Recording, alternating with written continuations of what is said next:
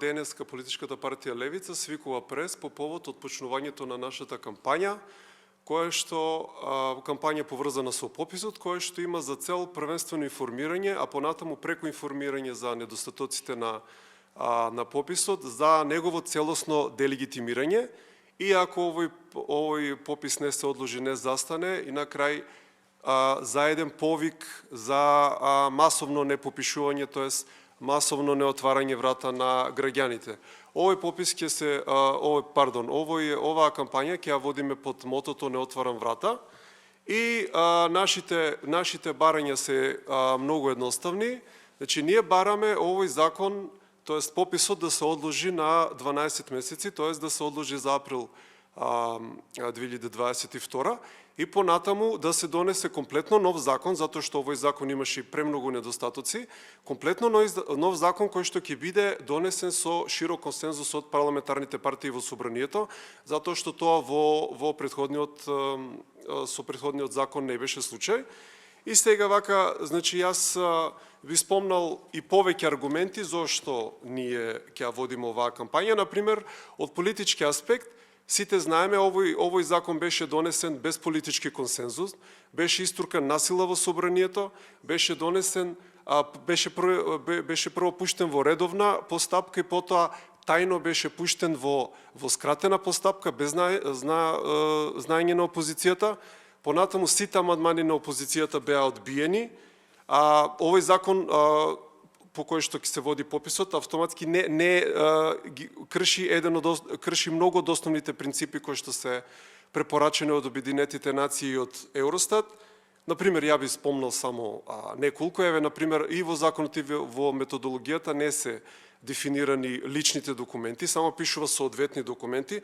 Понатаму имаме една многу паушална измислена дефиниција за место на живење, со кој што ние се сумневаме дека преку неа ќе се врши фалсификатот на пописот, која што никаде ја нема по стандарди.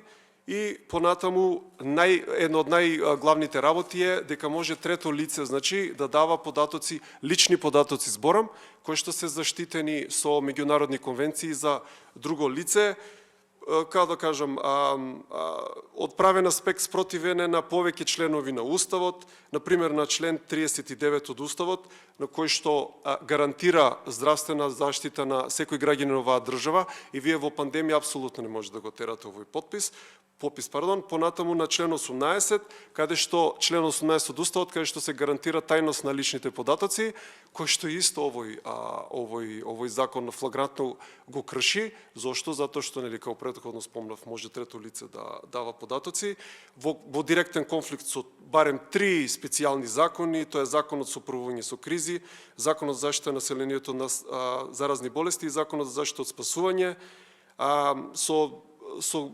со член 206 став 1 од Кривичниот законник и така натаму.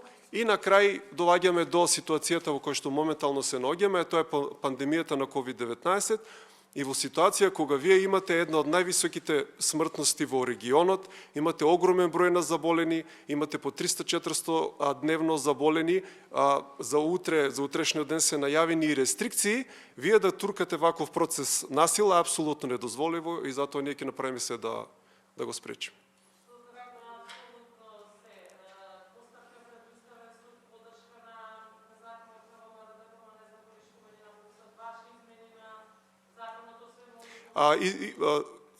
Да, значи, било која друга партија ако поднесе закон, нов закон со кој што овој закон би се поништи, овој закон ќе се поништи и ќе се донесе подобар закон, ние апсолутно ќе поддржиме. Во овој закон веќе не може да се интервенира, тоа време помина, значи сите амандмани беа одбиени. Што ме прашавте друго? Па ние веќе поднесоме представка до Уставен суд, така да ќе видиме Уставниот суд како ќе се произнесе. Слично како за избори, значи ние ќе ја тераме со сите сили со кои што располага политичката партија Левица, значи со еден вид, кажав, ќе биде информативна, значи да ги убедиме граѓаните. И еве тука преска не напоменав, да напоменаме на многу битна работа. Граѓаните апсолутно немаат потреба да се плашат од казни. Зошто? Затоа што членот 26 од Уставот, кој што гарантира неповредливост на домот, им гарантира дека тие, ако сакаат, може да не отвараат врата, единствено во случај на судска одлука, тоа е со судски налог.